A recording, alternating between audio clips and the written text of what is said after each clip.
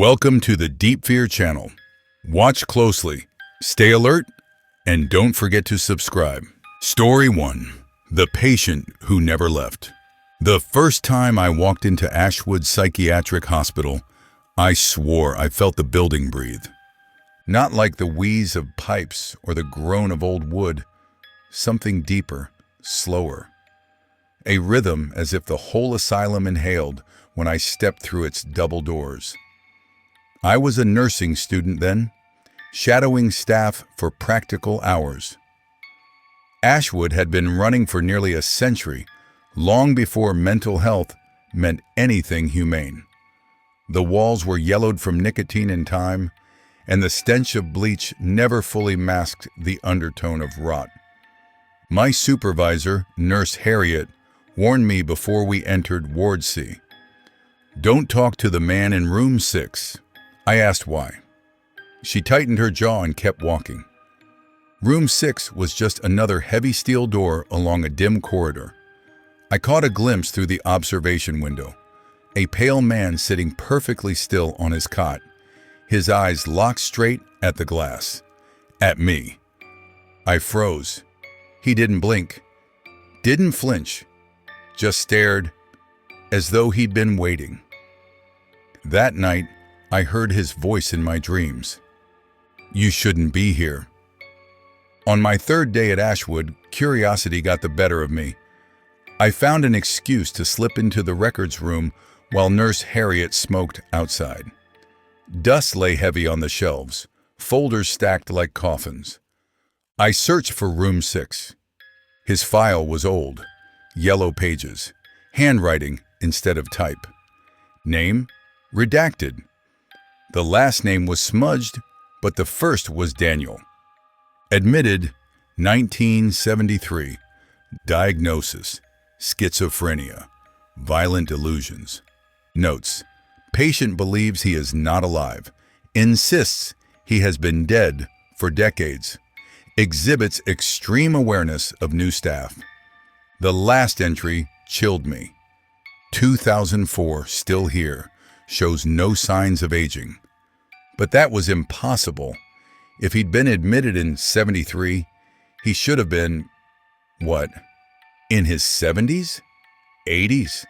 The man I saw was no older than 35. When I put the file back, I swear I heard whispering, like pages rustling themselves. That night, I dreamed again. Same voice. "Why did you read about me?" By the end of my first week, I couldn't resist anymore. I stopped in front of room 6 during evening rounds. The man was there, always there, sitting cross-legged on the cot. His face was pale, almost gray, cheekbones sharp like blades beneath his skin. His hair was black and too neat, as though he combed it obsessively. But it was his eyes. They weren't wild, not like the others in the ward. They were clear, too clear, like he saw through me, as if I were the patient and he the doctor. I leaned closer to the glass, and he smiled, not a normal smile. It was slow, unnatural, pulling across his face like a crack spreading in plaster. Then he mouthed something. 6 days. I stumbled back. My clipboard clattered to the floor, and Nurse Harriet snapped her head toward me. "You looked inside, didn't you?" she hissed, rushing over. Her face had gone pale. He spoke to me," I stammered. "Don't listen. Don't ever listen." But her hands were shaking. She was afraid too. That night, I woke up at exactly 3:06 a.m. The static in my head was back, a low hum, and under it, his voice. 5 days now. The next day, I avoided room 6. I walked faster down the hall, refused to glance at the observation window. But it didn't matter, because I could feel him. Like a weight pressing through the walls, his eyes boring into my skull even when I wasn't looking. When I took vitals in room 3, a woman suddenly laughed and whispered, "He's counting down, isn't he?" I froze. What did you say? Her smile spread wide, too wide. You think only you can hear him? He's in all of us now. I stumbled back, nearly dropping my stethoscope. That night, I woke again at 3:06 a.m. My phone screen glowed on the nightstand. A single notification. 4 days left. But there was no app, no sender. Just text burned into the screen like it was branded there. When I blinked, it vanished. By the second week, I confronted Nurse Harriet. I need to know, I demanded. Who is he? Why is he still here after 50 years? Her lips tightened, but I saw the cracks in her composure. She leaned closer, lowering her voice. We don't know if he was ever admitted. There are no living staff who remember his arrival. Every attempt to transfer him. He's still here the next morning. Every attempt to discharge him. His file reappears on the desk with a new date. And every new nurse, every single one, he chooses somebody. I felt ice run through my veins. Chooses? Her eyes glistened. To take with him. I swore I wouldn't open that door. I swore it. But on the 7th night, something guided me. My own legs moving without consent, like a puppet pulled by strings. The key was already in my pocket. I didn't remember taking it. The lock clicked, the door creaked open. Daniel was sitting on the cot, smiling that same crack of a smile.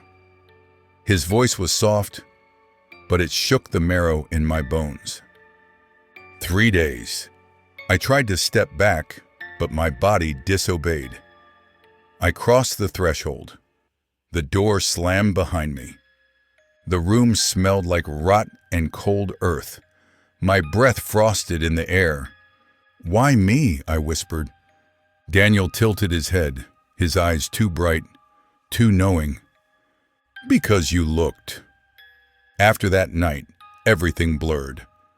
I would find myself in places without remembering how I got there, standing at the end of Ward C, holding keys I never signed out, waking in the supply closet with dirt under my fingernails, staring into mirrors only to see a shadow standing just behind me. Each time, the number changed. 2 days, 1 day. The patients whispered it in the halls. Even the walls seemed to breathe it, that faint hiss of static growing louder with every hour. By the last night, I was certain of one thing. Whatever Daniel was, he wasn't human. At 3:06 a.m., my phone screen lit on its own. 0 days left. I ran. I don't remember deciding, I just ran, straight back to Ashwood, barefoot, in my sleep clothes. The front doors yawned open like they had been waiting. The halls were darker than usual, lights flickering like dying candles. Every patient was awake, standing silent in their doorways, heads turned to follow me as I passed. Not a word, not a breath, just watching. Room 6's door was already open. Daniel sat there smiling, but this time there was someone else in the room. Me. I saw myself sitting on the cot, pale and still, eyes glassy, like dead fish. No, I whispered. That's not me. Daniel stood. He was taller than I remembered, his face stretching unnaturally, shadows pulling across his features like melted wax. You looked, he repeated, and now you stay. The other me blinked slowly and smiled. The door slammed shut. They say I never existed. When I screamed for help, no one came. When I begged the nurses, they looked through me. When I clawed at the windows, the glass rippled like water. And then I found my own file in the records room. Name, redacted. Admitted, yesterday's date. Diagnosis: delusional psychosis. Believes they were new staff. Notes: patient shows resistance. Should adjust soon. I dropped the folder. The pages whispered again. Through the observation window, I saw Nurse Harriet walking past room 6 with a new trainee beside her. She pointed to the door. "Don't talk to the man inside." Story 2. The Mirror Ward. When I was transferred to St. Drown Psychiatric Facility, I thought it was a step up in my career. Bigger hospital, better pay, cleaner halls. Compared to the crumbling state-run wards I'd worked in before, St. Drown looked modern, even pristine. But from the beginning, there were things that didn't add up. The staff never used the East Wing. It was sealed off, lights off, doors locked. Whenever I asked, the answer was always the same. Budget cuts. That part isn't safe. Yet every night during my rounds, I heard noises from there.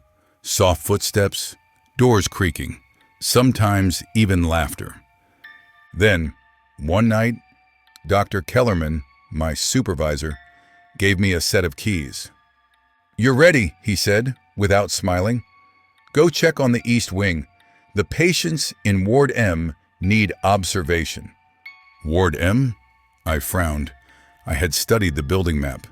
There was no Ward M. But he pressed the cold keys into my palm anyway.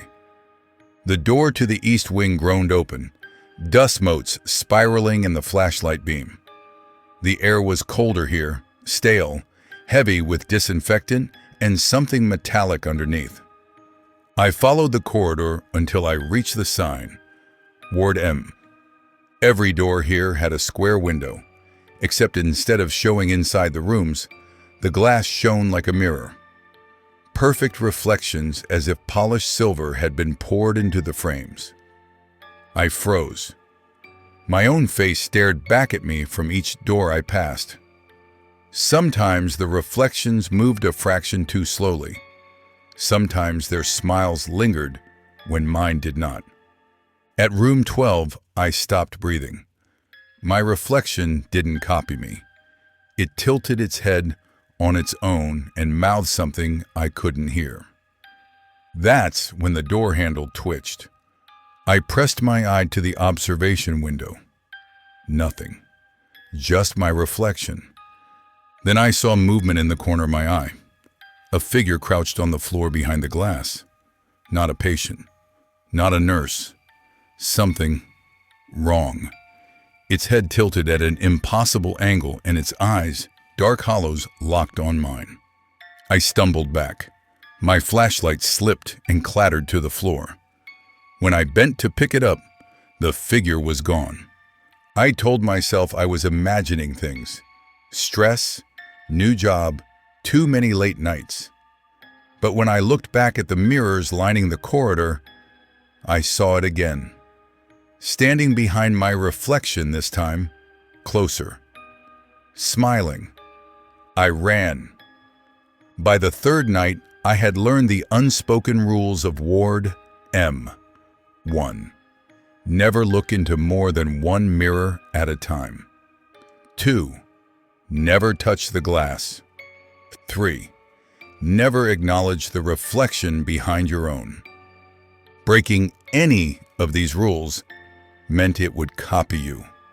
I didn't understand fully until it happened to Nurse Calder.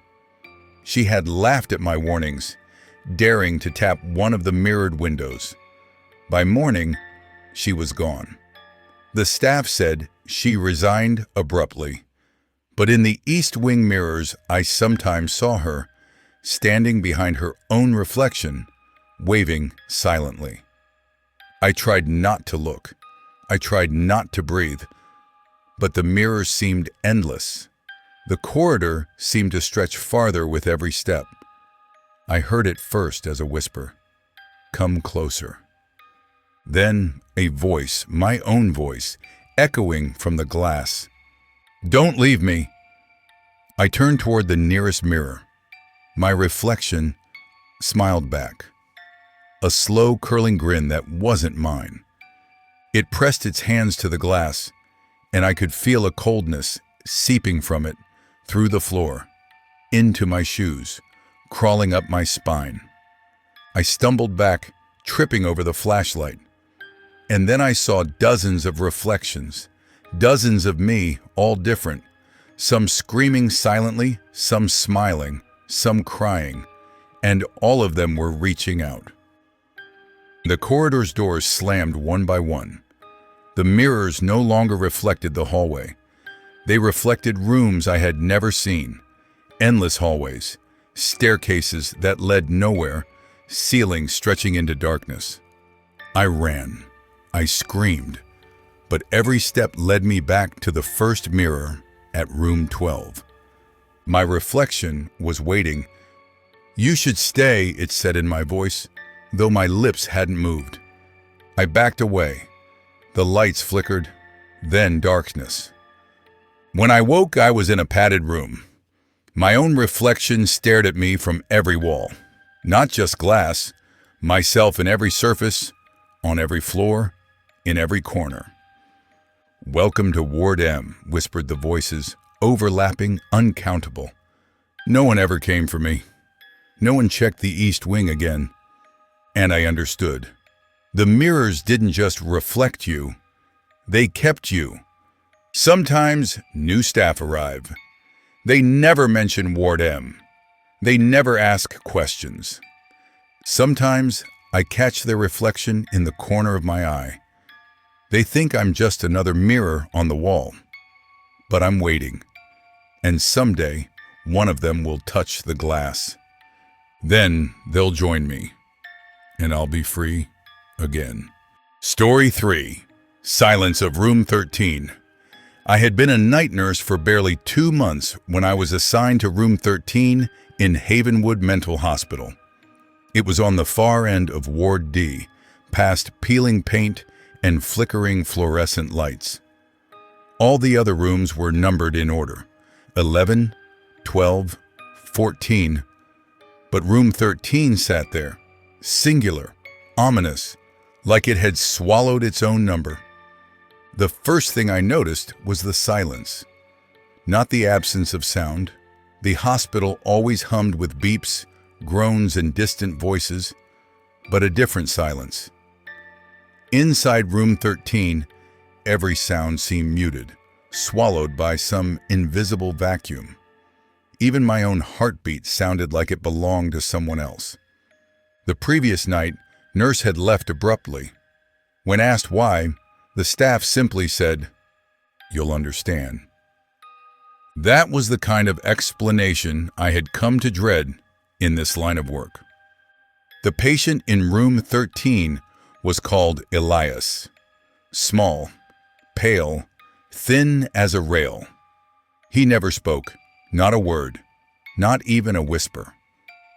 When I entered, he sat on the edge of the bed, head bowed, eyes fixed on the floor. Sometimes he would glance at me for a fraction of a second before returning to silence. Every record said he had been admitted for severe auditory hallucinations. He claimed he could hear voices in the walls, voices that no one else could hear. The first night I stayed with him, I didn't hear anything. The ward hummed normally, monitors beeped, the occasional groan of a patient echoed in the hallway. But then, around 2:17 a.m., the silence hit. I realized the entire room had stopped existing in sound. My pen on the clipboard made no scratch. My shoes against the floor produced nothing. Even my own breathing seemed swallowed by the walls. And then I heard it. A whisper, low, deliberate, coming not from the patient, not from the walls, but from inside my own head. "You shouldn't be here." I tried to ignore it, told myself I was stressed. Havenwood had a history of experimental treatments dating back decades. They called it cognitive recalibration, some cruel pseudoscientific therapy designed to treat voices by isolating patients in sensory-deprived rooms. Elias, he was one of the first. They had kept him here longer than any patient on record. The staff never allowed any night nurse to stay alone with him for more than a week.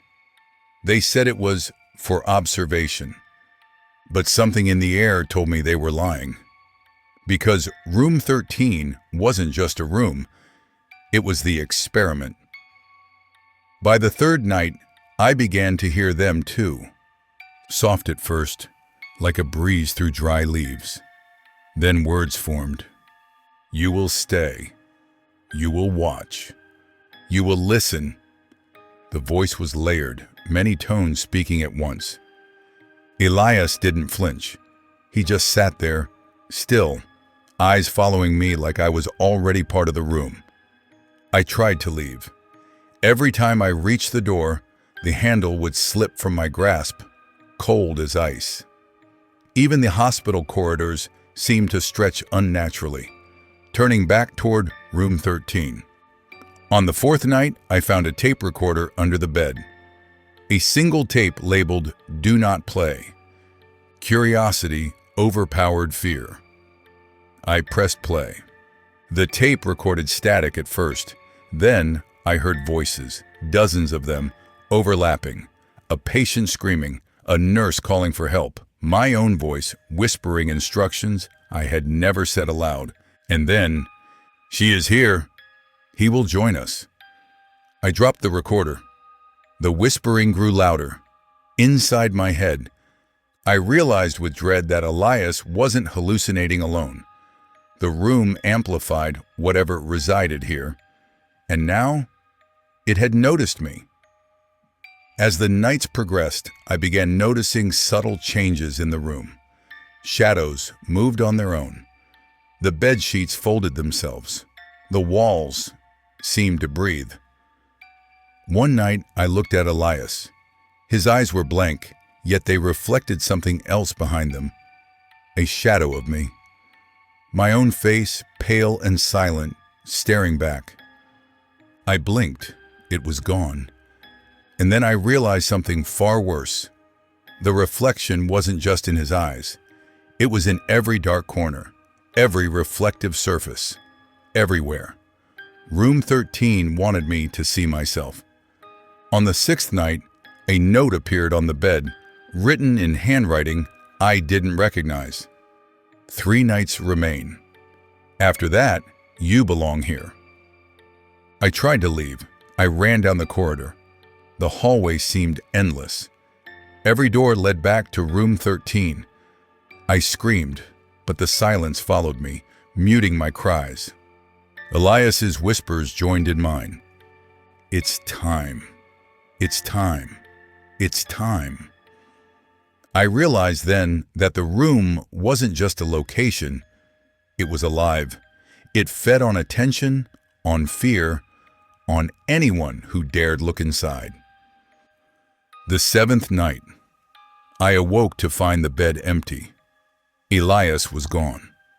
The walls pulsed with a rhythm I could feel in my bones. And then I saw myself, sitting on the bed, perfectly still, pale, eyes wide, staring at nothing. The door was closed, locked. My hand shook as I pulled at it. It wouldn't budge. A whisper, calm now, almost affectionate. You wanted to see him. Now you will stay. I screamed, but the room swallowed the sound. My own voice became part of the whispers, joining the chorus of those trapped before me. Weeks later, a new nurse arrived. She smiled politely at me through the small window in the door. I'm here for room 13. I heard the patient is challenging. I wanted to warn her, to tell her to run, but I could only watch. I am the patient now, and room 13 waits. Every reflection, every shadow, every silent heartbeat, waiting for the next. If you enjoyed this nightmare, like and subscribe. We'll see you in the next one.